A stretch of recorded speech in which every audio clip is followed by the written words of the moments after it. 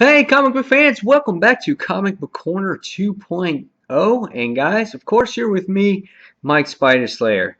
Well, guys, it's getting towards the end of the year, and have you guys actually thought of Comic Book of the Year yet? I know there's been a mention of a few books that are possible candidates for Comic Book of the Year.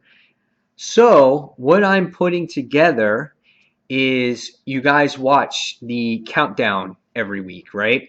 I hope you do. And every week I come out with a number one book. Well, when you're rated the number one book of the week in Mike Spider Slayer's eyes, you are put on a list. And the list is a possible nomination for being comic book of the year. And this is where I need your guys' help.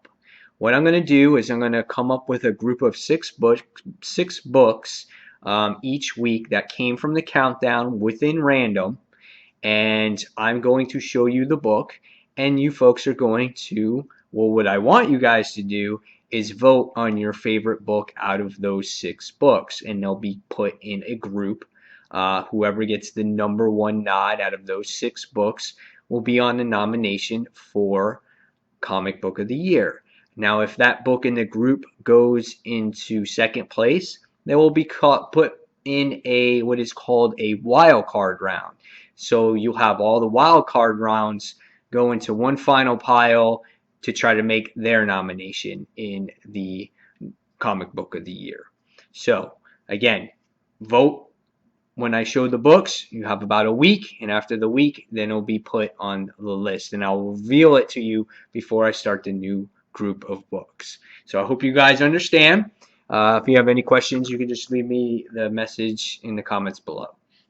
So with that being said, here's our first group of books that were number one at one point in my countdown videos each week.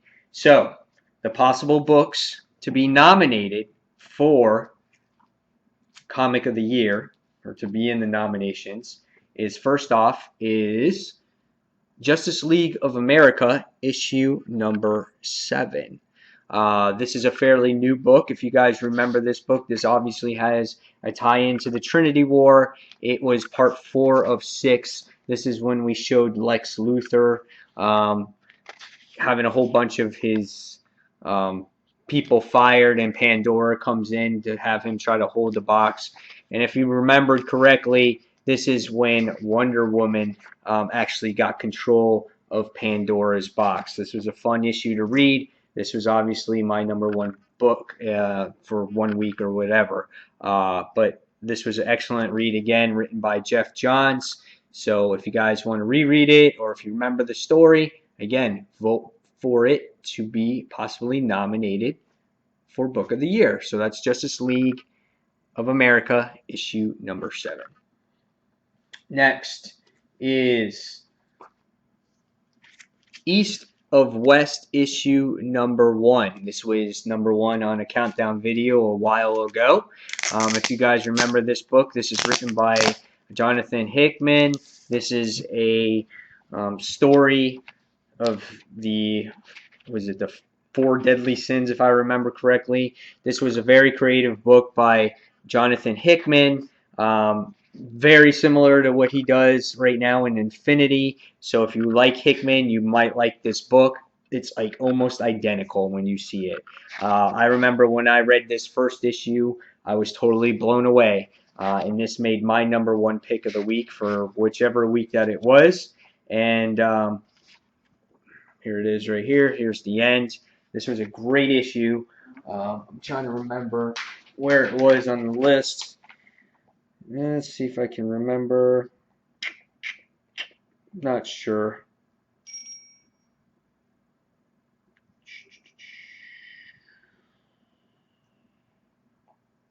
This was week number 8 on the list, just so you guys know.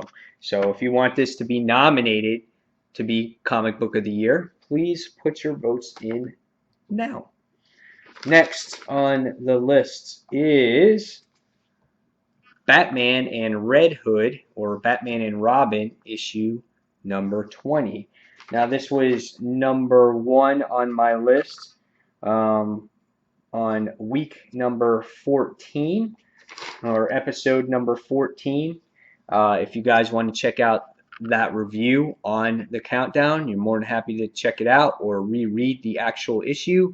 I remember when this issue had to deal with Damian's death, where he had Red Hood with Batman, and we will find out that he was basically setting him up to try to relive his memories. So this was an awesome book. I really liked the story here. You felt Red Hood was being used by Batman, so this was a fun issue. Again, if you guys like it, please vote for it to be nominated for possible comic book of the year. Next, we have, and this is a controversial one, the Superior Spider-Man issue number 9. This one was, trying to remember where this one was, episode number 13 on the countdown. If you guys want to check out what this book was really about, number 1. But if you couldn't forget, this was the issue where Dr. Octopus wound up going into battle with Peter Parker in Otto Octavius's mind, or Peter Parker's mind, or whatever else you want to call it. And this is the issue where Otto buries Peter Parker's he just buries his memories in his thoughts or whatever it is. So a lot of people didn't like this issue because this is Peter Parker being erased. This was a fun read for me. This was like the true death of the Peter Parker issue, a last remembrance of the character. And of course, this is, you see him at the end of the issue, again, being buried deep in Otto Octavius's mind. And he was set free to be the villain or hero that he was supposed to be. So if you guys want this to be nominated for Book of the Year, again, vote.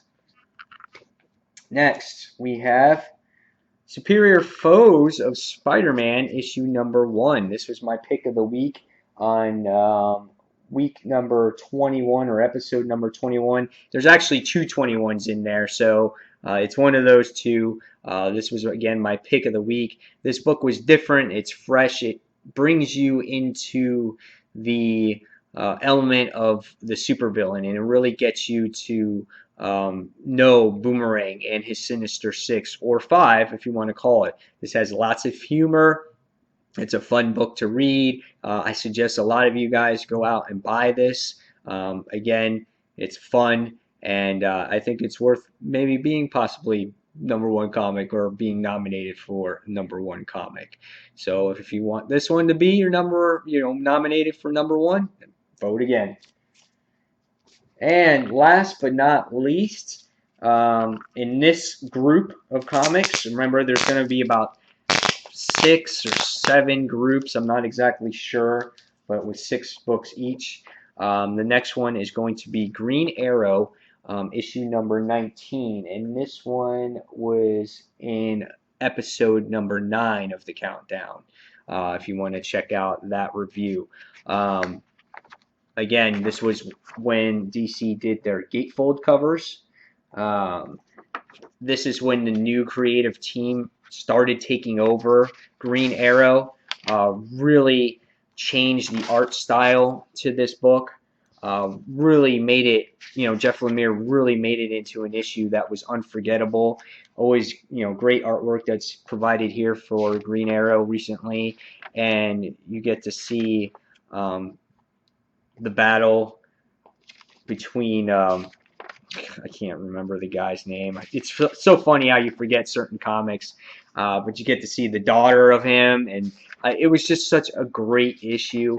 I remember reading it. I just don't remember the character's name, but this is, again, when they changed Green Arrow from bad to great, and that was, that's why it got the number 1 nod for me. So if you guys did read this book, again, vote in the comments below on what you want to see nominated to be your comic book of the year. So there you have it, guys. This is a little bit of a rough draft until I fine-tune this little series that I'm doing here. There might be times where I might not be able to get the books to show you, just for the reason being is they've been put away and I didn't plan on doing this until recently. But if you wanted to get on the nominee ballot for Comic Book of the Year, you got East to West issue number 1, Superior Spider-Man issue number 9, Batman and Red Hood issue number 20,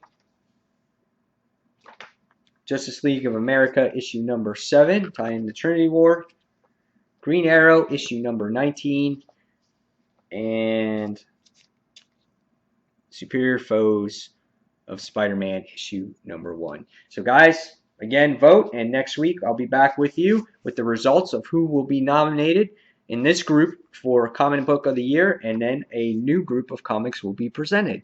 So guys, I hope you enjoy this. Again, tell me your comments below and what you think of this idea, and please vote. Okay, guys? So, guys, as always, until the next comic book review, this is Mike Spider Slayer signing off, and I'll see you guys real soon. Take care, everyone. Bye.